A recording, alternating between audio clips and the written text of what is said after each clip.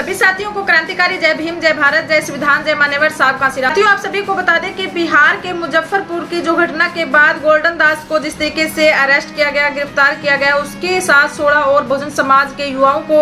Arrest किया गया। तमाम तरह के एलिगेशन लगाते हुए बिहार पुलिस प्रशासन की तरफ से अरेस्ट किया गया। लगातार हम इस अपडेट आप सभी को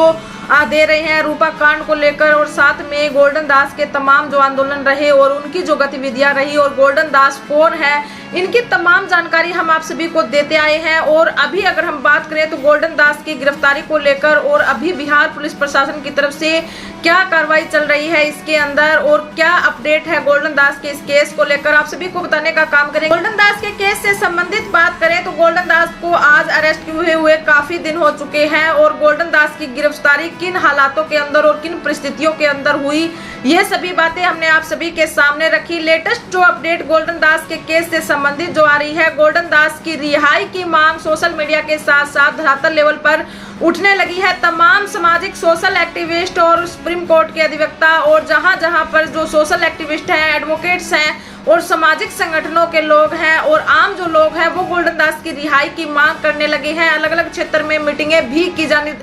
शुरू हो चुकी है कि गोल्डन दास को रिहा करवाया जाए। गोल्डन दास जिस तरीके से समाज के लिए हक अधिकारों की आवाज उठाते थे, बहन बेटियों के खिलाफ जिस प्रकार की जुल्म जाती होती थी उनके साथ, उनके लिए वो आवाज उठाने का काम करते थे। जिस तरीके से सोची समझी षड्यंत्र के तहत उन्हें फंसाने की जो कोशिश की जा रही है या फिर उनकी आवाज को दबाने की जिस तरीके से कोशिश की जा रही है, उसको ध्यान में रखते हुए गोल्डन दास की रिहाई के लिए आज बहुजन समाज उनके साथ खड़ा हो चुका है। तमाम संगठन उनके साथ खड़े हो चुके हैं और दिल्ली के अंदर बड़े प्रदर्शन की तैयारियां भी शुरू हो चुकी हैं। जल्द ही एक फिक्स डेट वहां पर डिसाइड की जाएगी और दिल्ली के अंदर बड़ा आंदोलन करने की चेतावनी सामाजिक संगठनों द्वारा दी जा रही है गोल्डन दास की रिहाई के लिए। और तमाम जो साथी अरेस्ट किए गए बहुजन समाज के, उन लोगों की रिहाई को लेकर ये आंदोलन होगा। अभी अगर हम बात करें गोल्डन दास की जो प्रशासनिक जो कार्यवाही चल रही है, उसमें एक बड़ी अपडेट हमारे सामने निकल कर आई है। गोल्डन दास की पत्नी संगीता कुमारी की तरफ से आज तमाम अधिकारियों को लेटर लिखा गया है गोल्डन दास के केस से संबंधित और उनकी रिहाई को लेकर और उनके केस को लेकर। तमाम अधिकारियों के साथ साथ अगर हम बात करें माननीय राष्ट्रपति जी को, प्रधानमंत्री जी को, मुख्यमंत्री जी को, एमएलए, एमपी, एसटी, एससी आयोग और उच्चतम न्यायालय के न्यायाधीशों को और तमाम ऐसे अधिकारियों को संगीता कुमारी की तरफ से लेटर लिखे गए हैं और इस पूरे मैटर से अवगत कराते हुए उन्होंने काफी बातें लिखी है। संगीता कुमारी की तरफ से जो लेटर लिखा गया उसमें उन्होंने कुछ बातें रखी है गोल्डन दास के केस से संबंधित और तमाम बातों को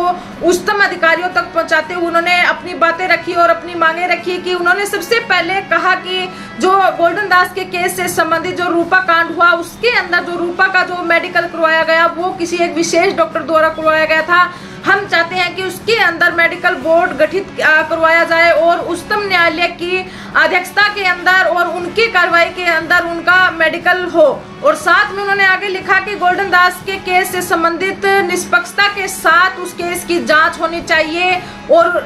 गोल्डन दास के 164 के बयान उच्चतम न्यायालय के सामने करवाए जाएं। इस तरीके से गोल्डन दास की पत्नी ने और भी आगे बातें लिखी और कहा कि पूरे घटनाक्रम की निष्पक्षता के साथ जांच हो और सोशल मीडिया पर जो बिहार पुलिस प्रशासन जिस तरीके के एलिगेशन गोल्डन दास पर लगा रही है कि उनके द्वारा जो भड़काऊ भाषण दिया गया, आज सोशल मीडिया का जमाना है, वो वीडियो भी सबके सामने आना चाहिए, उनके भाषण का वो वीडियो सामने आना चाहिए जिसके बाद हिंसा भड़की। इसके बाद उन्होंने लिखा कि जिस तरीके से रूपा कांड हुआ उसके बाद ये सारा घटनाक्रम हुआ, गोल्डन दास और उनके साथियों को अरेस्ट किया गया, बहुजन समाज के और साथियों को अरेस्ट किया गया। जो रूपा कांड है उसके अंदर सीबीआई जांच होनी चाहिए। आगे उन्होंने लिखा कि थाना अध्यक्ष के सामने जो गोली फायरिंग की गई उस बंदे की शिनाख्त की जाए, कौन वो व्यक्ति था और ऊपर भी कानून के तहत कार्रवाई हो। आगे उन्होंने लिखा कि हिंसा भड़काने वाले लोग जो शामिल हुए, जिन लोगों के द्वारा हिंसा भड़की, जिन